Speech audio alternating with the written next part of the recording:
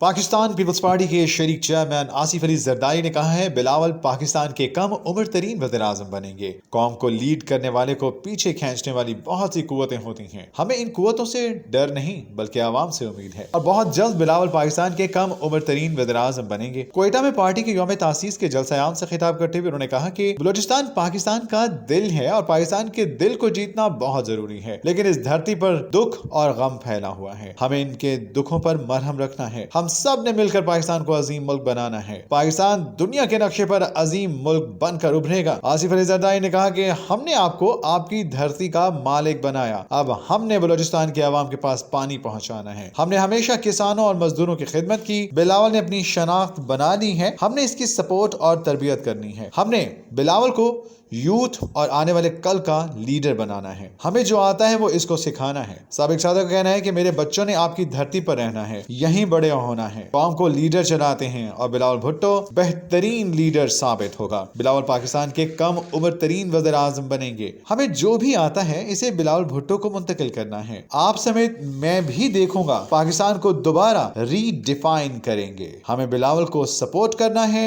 इनकी तरबियत करनी है। आज लोग बिलावल को उनकी अपनी वजह से जानते हैं।